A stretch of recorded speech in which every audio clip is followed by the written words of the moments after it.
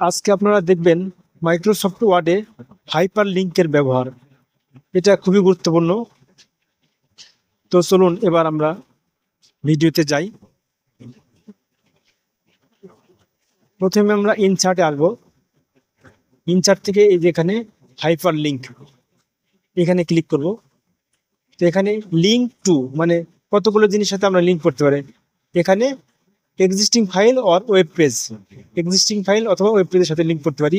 Place in this document মানে একই ডকুমেন্টের মধ্যে আমরা লিঙ্ক করতে পারি। এটা সাধারণত হেডলাইন হয় অথবা কোনো পয়েন্ট হয়। তারপরে ক্রিয়েট নিউ ডকুমেন্ট, নতুন ডকুমেন্ট তৈরি করে লিঙ্ক করতে পারি, অথবা ইমেইল লিঙ্ক করতে পারি। তো চলুন আমরা এবার আজকে দেখব existing file or web page. তো আমি প্রথমে আমার একটা ডকুমেন্টে আসলাম। আসার পরে ডকুমেন্টের শুরুতে আমি আপনার নতুন ডকুমেন্ট লিঙ্ক করব। তো এখানে আমি লিখলাম হচ্ছে মাই নিউ ডক, এটা আমি লিঙ্ক করব। তো এক্সিস্টিং ফাইল থেকে করব, যে কারণে আমি এই যে ডকুমেন্টস, এখান থেকে আমার কম্পিউটারে বিভিন্ন ডকুমেন্ট আছে, এই যে প্রোডাক্ট টু এটা লিঙ্ক করব। এই যে দেখেন লিঙ্ক হয়ে গিয়েছে, এখানে নীল কালি আসছে, মানে হচ্ছে লিঙ্ক হয়েছে। এখন আমরা এটার উপর কন্ট্রোল চেপে ধরে এটাতে ক্লিক করব। লিঙ্কের উপরে কন্ট্রোল চেপে ধরে ক্লিক করলাম। ক্লিক করলে দেখেন যে ডকুমেন্টটা আমি লিঙ্ক করলাম প্রোডাক্ট টু, এটা লিঙ্ক হয়েছে। এই যেটা হচ্ছে প্রোডাক্ট টু ডকুমেন্ট, কিন্তু উপরে লেখা আছে দেখেন product two, Microsoft Word product two, এটা আমি লিঙ্ক করলাম। তো আমি ওই লিঙ্কের উপর ক্লিক করলে এই ডকুমেন্টে আমি অটোমেটিক চলে যাব। এবার আমরা দেখব link web page. Web page কিভাবে লিঙ্ক করব। তো এখানে আমি ওয়েব পেজ কি নামে লিঙ্ক করব সেটা লিখব। আমি লিখলাম মাই ওয়েবসাইট, মাই ওয়েবসাইট নামে আমার ওয়েব পেজটা লিঙ্ক করব। তো এজন্য আমি আমার একটা ওয়েবসাইটের লিঙ্ক নিয়ে আসবো।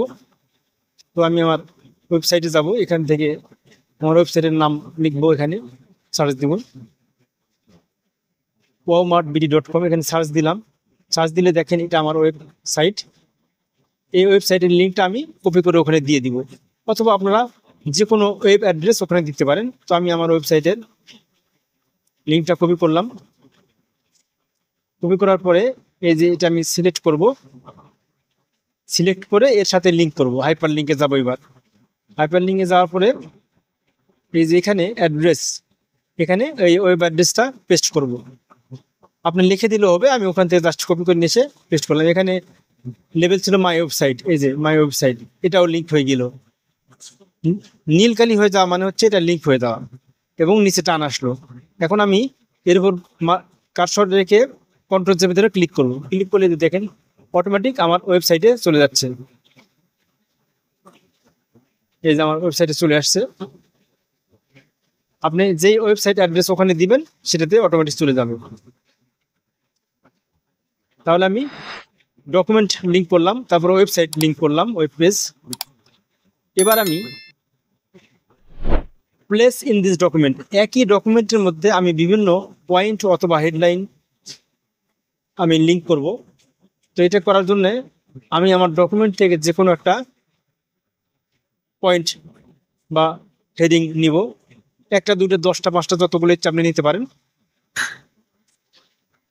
এখানে আমার ডকুমেন্টের হেডিংগুলো চলে আসছে, এই যে দেখাচ্ছে heading.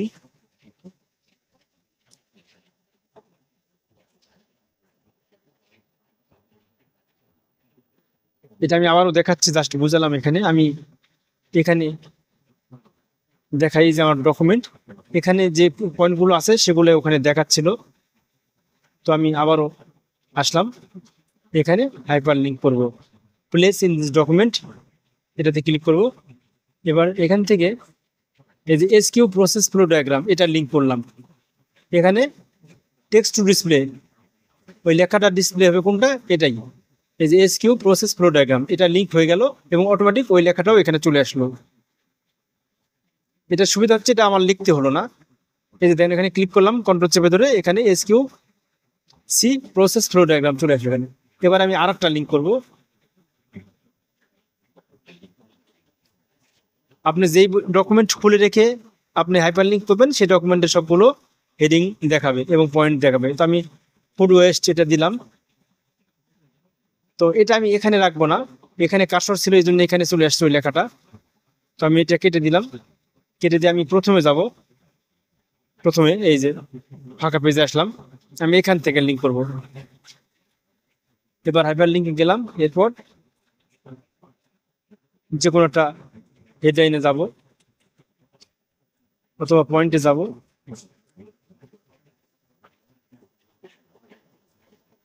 Process, food process control and automation, এখানে ক্লিক করলাম। এই যে দেখেন অটোমেটিক লেখাটা ছিল, এখানে নম্বর সহ আসে, আমি নম্বরটা রাখবো না, কেটে দিলাম। এখানে এটা লিঙ্ক হয়ে গেল। আমি এই লেখার উপর ক্লিক করলে অটোমেটিক আমার বইয়ের মধ্যে বা ডকুমেন্টের মধ্যে চলে যাব। এই যে দেখেন food process control and automation, এখানে চলে আসছি।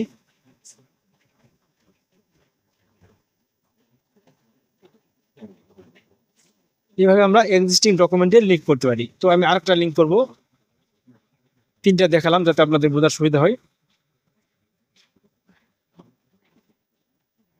তো আরেকটা লিঙ্ক করবো, example in the food industry yogurt production, এটা করবো। এই যে ওকে করলাম, এই যে দেখেন এটা তো চলে আসছে।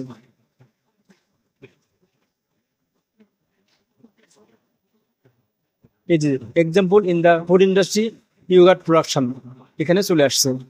তো আমি এই সবগুলো হাইপার লিঙ্ক করলাম। তো আমি এই ডকুমেন্টটা কেটে দিয়ে আমি নতুন ভাবে আসাও দেখতে পারি আমার এটা কাজ করতেছে কিনা। তো আমি এটা সেভ করব, কন্ট্রোল এস দিয়ে সেভ করে নিব।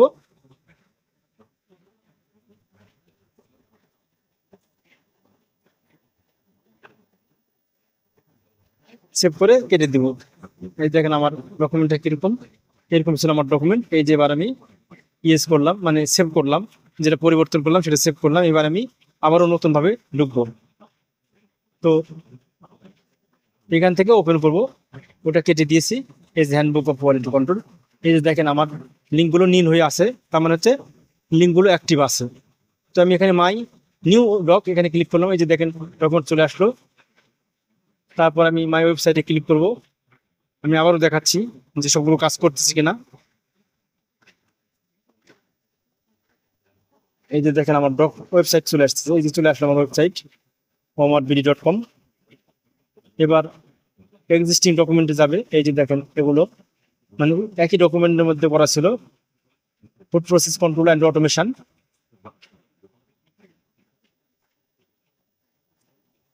এবার এক্সাম্পল ইন দা, এটা ক্লিক করলাম, এই দেখেন এটাও চলে আসছে।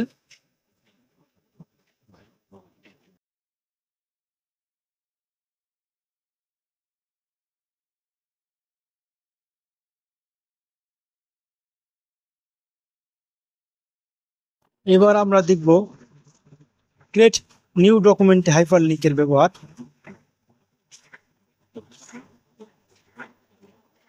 তো ক্রিয়েট নিউ ডকুমেন্ট এখানে ক্লিক করলাম। এখানে ক্লিক করার পরে টেক্সট টু ডিসপ্লে, মানে এখানে আমার প্রথমে কি লেখা থাকবে সেটা লিখবো আর কি, লেবেল আর কি, সূচিতে যে লেখা থাকবে সেটা।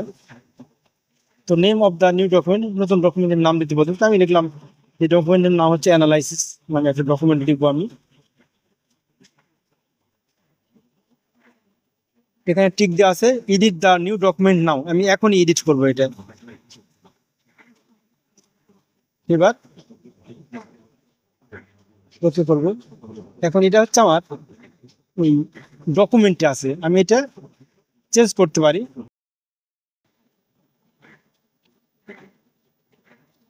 এবার চেঞ্জ করলাম, চেঞ্জ করে এটা ডেস্কটপে রাখবো। এখানে এই যে ডেস্কটপ, এখানে ক্লিক করবো, ক্লিক করলে দেখেন অ্যানালাইসিস নামের ডকুমেন্ট আছে। এবার আমি ওকে করবো, দেখেন এবার ডেস্কটপে আসছে, ডেস্কটপে সেভ হবে। তো ওকে করলাম। এই যে অ্যানালাইসিস নামের ডকুমেন্টটা, কিন্তু এখানে ডকুমেন্ট আমার লেখা নাই, নতুন লিখতেছি, এই জন্য এখানে কিছু একটা লিখবো আমি। কারণ এটা অপশনটা হচ্ছে ক্রিয়েট নিউ ডকুমেন্ট, নিউ ডকুমেন্টে হাইপার লিঙ্কের ব্যবহার। আগে করছিলাম এক্সিস্টিং ডকুমেন্ট, এবার নিউ ডকুমেন্টে করতেছি। এই জন্য আমি এখানে একটু লিখলাম this is about routine analysis document. এটা একটা নতুন ডকুমেন্ট তৈরি করলাম, এবার ইয়েস করবো, মানে সেভ করলাম আর কি ডকুমেন্টটা।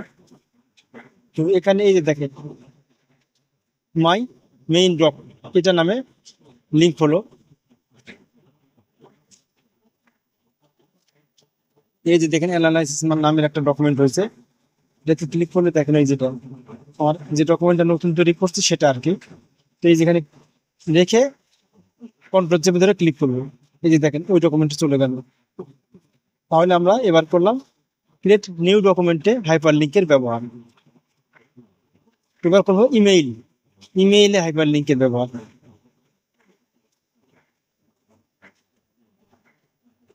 ইমেইল অ্যাড্রেস, তো টেক্সট টু ডিসপ্লে, তারপরে ইমেইল অ্যাড্রেস, সাবজেক্ট এগুলো লিখতে হবে। তবে ডিসপ্লে মানে লেবেল লিখলাম হচ্ছে মাই ইমেইল। এই যে মাই মেইন ডক, এখানে মাই ইমেইল লেখা আসবে একটা।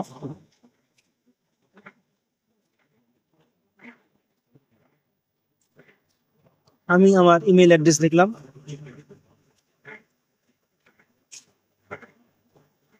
তারপরে সাবজেক্ট যে কোনো একটা কিছু লিখবো, আমি লিভ লিখবো। তারপরে ওকে করব। এই যে মাই ইমেইল নামে লিঙ্ক হলো, এখানে ক্লিক করলে আমার ইমেইল অ্যাড্রেস চলে যাবে। এই যে আমি কন্ট্রোল চেপে ধরে ক্লিক করলাম, এখানে আমার বিভিন্ন ইমেল আছে, এই জন্য এটা শো করছে। যে কোনোটা ক্লিক করলে সেখানে ঢুকে যাবে। আপনাদের একটা থাকলে একটা প্লেস হবে আর কি, মানে একটাতে ঢুকবে। তো আজকে আমরা হাইপার লিঙ্কের বিস্তারিত ব্যবহার দেখলাম। Existing file, web page, place in this document, create email address, সবগুলোই দেখলাম। আশা করি বুঝতে পারছেন। তো আমি এটা সেভ করবো।